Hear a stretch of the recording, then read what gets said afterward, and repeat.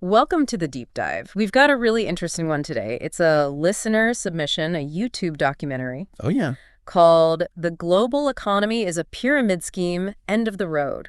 Wow. Yeah, and, well, let's just say it's a pretty wild ride through the history of money and And where it could all be going. exactly. You've seen this one, right? Oh, yeah, I took a look. It's, well, it definitely makes you think Mhm.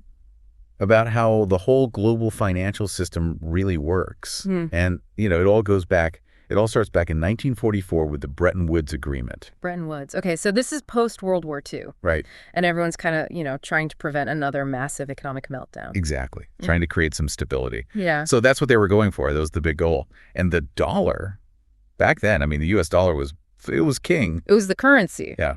Directly linked to gold, too. $35 an ounce. So, literally as good as gold. Yeah, pretty much. And other countries, they pegged their currencies to the dollar. And, that whole system, it was designed to, prevent these crazy fluctuations. But this documentary is saying that the problems we've got today with the economy, the seeds were actually planted right there at Bretton Woods. That's what they're arguing, yeah. Yeah. And things get really interesting when you look at what happened in the 1960s. Okay, the 60s. What happened? Well, the U.S. started spending a lot on, the Vietnam War, social programs, all that. Okay. And people started wondering, can the U.S. really keep enough gold on hand to back all those dollars? There were dollars everywhere. Right. And then that takes us to Nixon. 1971. The Nixon shock. When he took the U.S. dollar off the gold standard. Huge. And this documentary, they're saying that's when the fiat currency system, that's when it was born. Exactly. Fiat currency, it's basically, money backed by trust. Yeah. Trust in the government. It's not tied to gold or anything physical, really. It's just the idea that it'll be accepted. For goods and services. Okay, so are you ready for this? This is where the documentary gets bold. Okay, lay it on me. They're saying that by switching to a fiat currency system, we basically turned the global economy into a giant Ponzi scheme. Wow. Yeah, they're drawing a parallel between Ponzi schemes and how they need new investors to pay off the old ones, and governments issuing new debt to pay off the old debt. It's an interesting comparison. For sure. Thought-provoking, definitely. So essentially they're saying the U.S. government borrows from the Federal Reserve. Which just creates the money. Right. Leading to the cycle of borrowing and printing money just to, stay afloat. Is that sustainable? Well, it's a point of concern for a lot of economists. They don't all agree with the whole Ponzi scheme idea, but the question is out there. Can we keep borrowing and printing money forever? Is that really sustainable in the long run? And the big worry is, inflation. Right. Because they're saying that all this new money constantly being pumped into the system, Right. it devalues the money that's already out there. Which leads to higher prices. Right. And, we see it everywhere, right? Groceries, gas, everything's more expensive. Yeah, your dollar doesn't go as far as it used to. Yeah. And the documentary, they're really highlighting that, the struggle of everyday people, working harder, saving less, and still not really getting ahead. Yeah, a lot of people can relate to that for sure. It's something most of us have experienced, prices just keep going up. And the documentary uses that shared experience to connect with people and show them how this system, how they see it anyway. It really impacts the average person. Okay, so we've got the system, right? Where money, it's not backed by gold or anything like that. It's all based on, trust. Trust in the system, yeah. But then this documentary, they go a step further. They're saying there are these powerful forces trying to keep the price of gold down. You're talking about gold suppression. Yeah, it sounds kind of crazy, right? Well, the documentary really focuses on central banks and their role in the gold market. Okay, central banks. Yeah. How are they involved? They point to stuff like, remember back in the late 90s, early 2000s, when the Bank of England sold off a huge chunk of their gold reserves? Yeah, I remember hearing about that. And the price they sold it at, looking back now, it seems ridiculously low. Right, and then they use that money to buy, euros and U.S. dollars. Exactly. Yeah. Makes you wonder, right, were they trying to, prop those currencies up? It's definitely suspicious. The documentary's argument is that this was a deliberate strategy to undermine gold and keep people believing in the fiat system. Wow. Is there any evidence for that? Well, they actually quote Alan Greenspan. The former Fed chair. Yeah.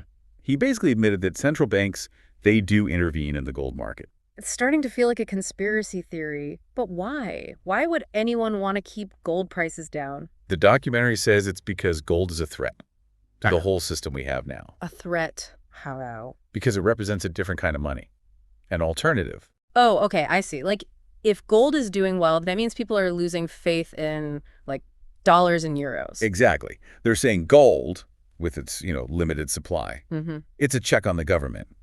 If a currency is tied to gold, the government can't just print more whenever they feel like it. Right. So gold is like financial freedom. That's how the documentary frames it, yeah. A way to opt out of the system if you don't trust it anymore. And that's why they're saying those in power want to keep gold down. It's a powerful narrative for sure. Tapping into that whole distrust of authority, Big time. But hang on. The documentary also mentions that demand for gold, it's been going up lately, especially with all the craziness in the economy. They see that as a sign that people are starting to lose faith in fiat currencies or looking for something else. Something more stable. Exactly. Okay, but if central banks have been selling their gold to keep the price low, won't they eventually run out? I mean, what happens when the demand is just too high? That's the million-dollar question. And the documentary, they get into this whole thing about gold lending. Gold lending, what's that? So central banks, they lend their gold to bullion banks. Okay. And then those banks, they can turn around and sell that gold on the open market. So, is that a problem? Well, the documentary argues that it's all very secretive. Nobody really knows how much gold is being lent out. So central banks could be saying they have all this gold when they've actually lent it all out. That's what they're suggesting.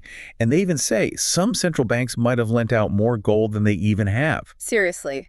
That's insane. It would be a huge scandal if it ever came out. They compare it to, like, Bernie Madoff and the whole phone hacking scandal with Murdoch. Yeah, they're painting a picture of powerful institutions doing whatever they want, hiding the truth from everyone else. So what's the takeaway? I mean, this is all pretty scary stuff. The documentary presents it as both a threat and an opportunity. How so? Well, on the one hand, it could lead to a total collapse of the financial system as we know it. Right, if it all comes crashing down. But they also say it could force a reset, a return to sound money. Backed by something real, like gold. Yeah. They say this crisis, if it happens, it could actually be a good thing in the long run, lead to a more transparent system, maybe even a return to a gold-backed currency. That's optimistic. But they do admit it would be a rough ride getting there. Lots of economic upheaval. There's no easy fix. It's definitely a lot to think about. For sure.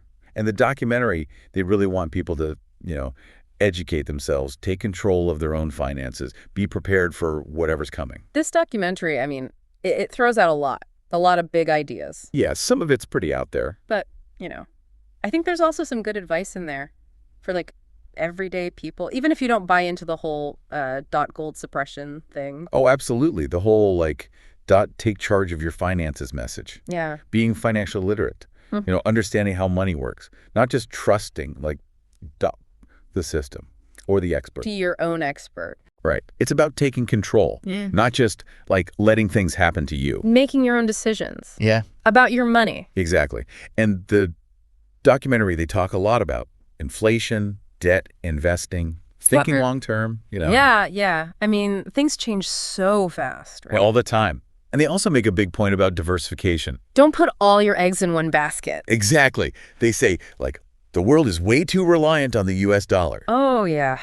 That came up a lot. Too much risk, all concentrated in one place. So diversify. Yeah. Spread the risk. And they're not just talking about, stocks and bonds. Right. They specifically mention gold and silver. Safe havens. Yeah. They argue that, precious metals, they've got that inherent value, that historical track record. It's real, unlike fiat currency. Right, which is just based on trust, faith in the government. Exactly. So I know some people think gold is a joke, a relic of the past. Yeah, heard that. But this documentary, they're saying, it's not just some shiny thing. It's a tangible asset. With a long history as a store of value.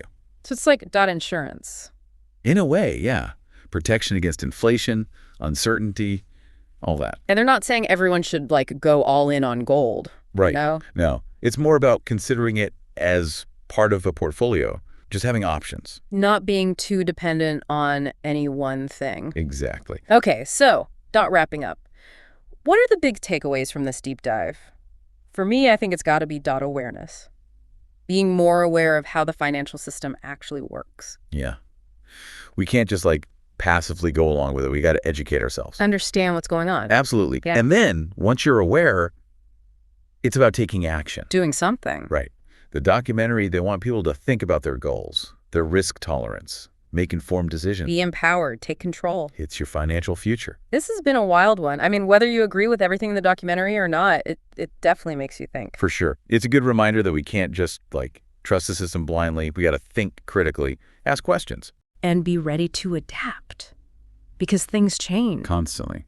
And the future, it's not set in stone. We can shape it with the choices we make. Exactly. Take responsibility for your own financial well-being. Well said. This has been a really fascinating deep dive. We'd love to hear from you. What's stuck with you? What are you still thinking about? Let's keep this conversation going. And until next time, keep exploring, keep learning, keep questioning.